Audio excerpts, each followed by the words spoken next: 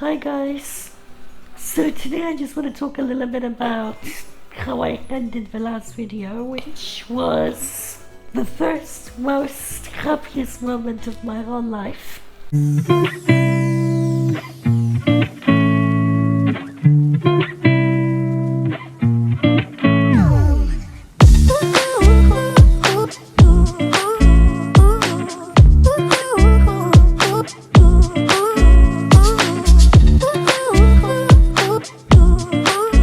So basically, long story short, I always wanted a sibling.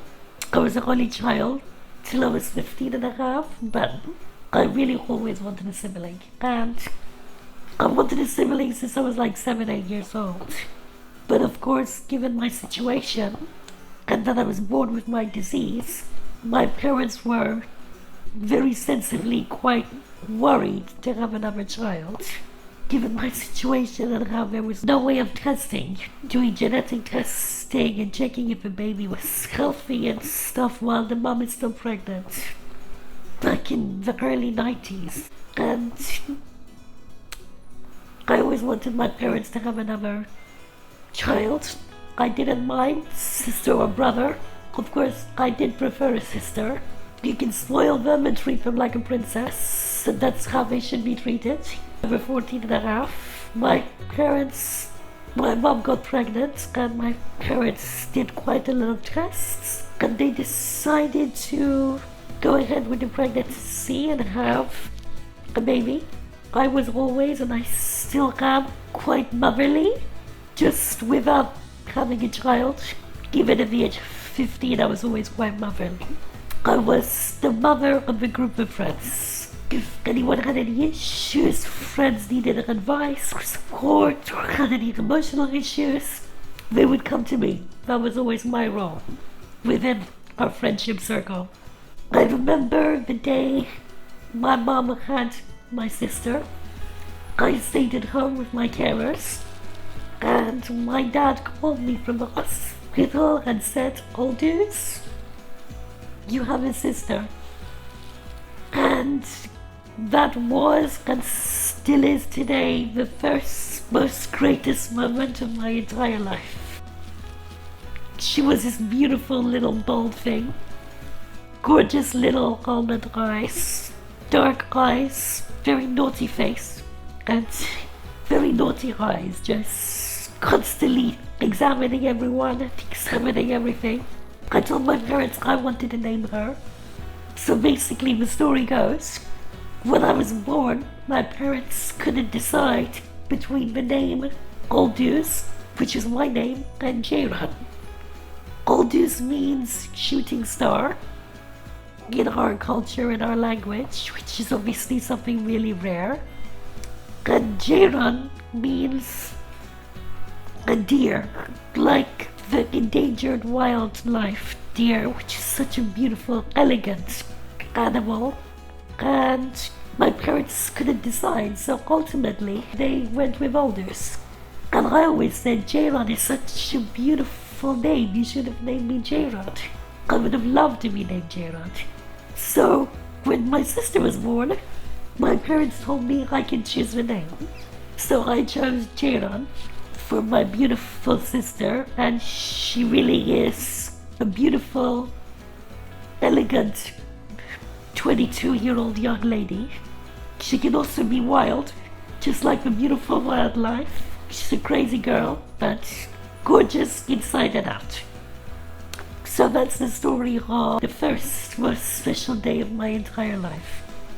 And with all love and affection comes great responsibility, as usual for all of us. And at that age, I was already 15 and a half when my sister was born. And of course, due to what the doctors had said to my parents my whole life, which was, Aldous doesn't really have a very long life expectancy, they had said that I would pass away by the age of 12 latest, ridiculously. And I was already 15 and a half by then. And they had said that I could get sick at any moment and not be able to recover. But then again, so can anyone. really in that situation. It doesn't matter the same old or physically healthy, it makes no difference. Unfortunately, we can all go at any given time. But of course, it was the 90s and my parents didn't know any better, and we had kind of taken the doctor's advice on board to a certain extent, of course. And my parents were always honest with me about everything.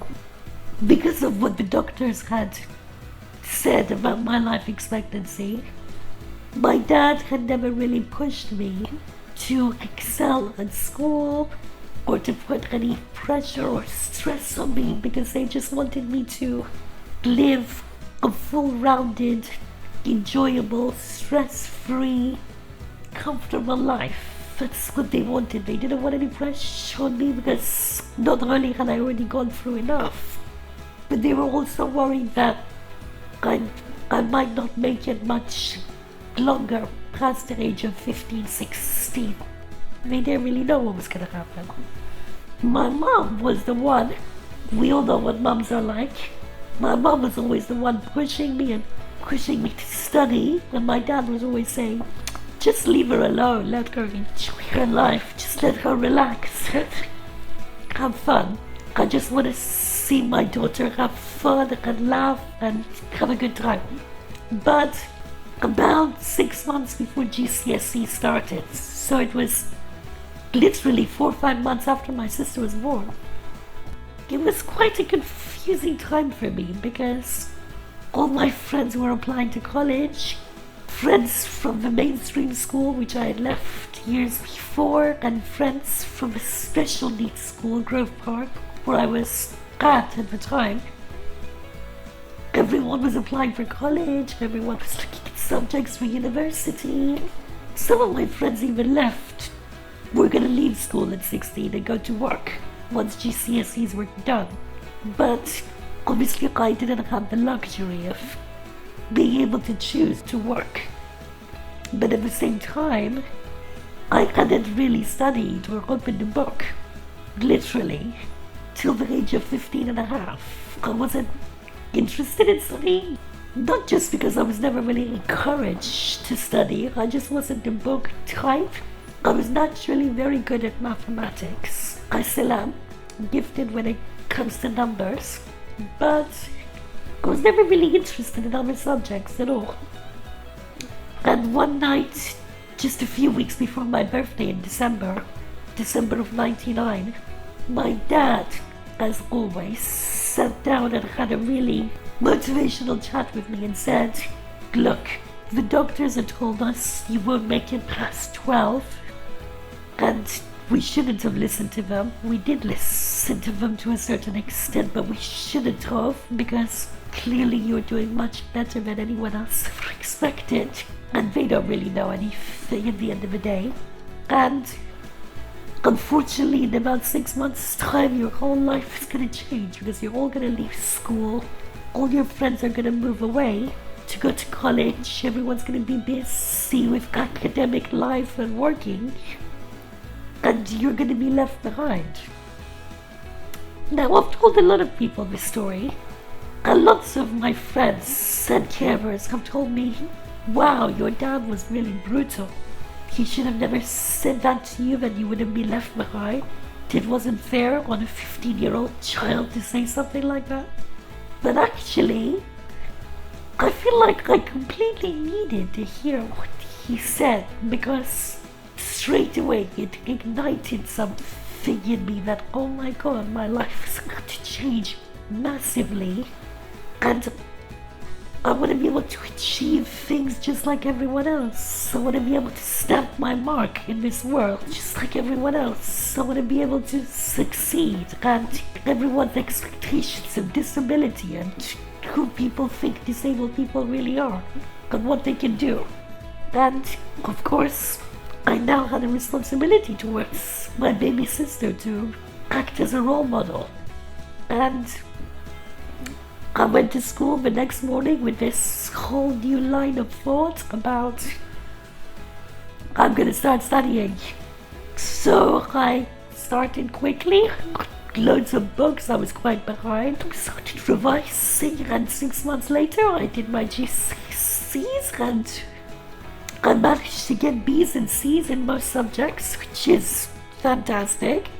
And yes, of course, I did get a couple of D's, which weren't great, but we won't go into that too much. So basically, I managed to do quite well, and I was happy with that.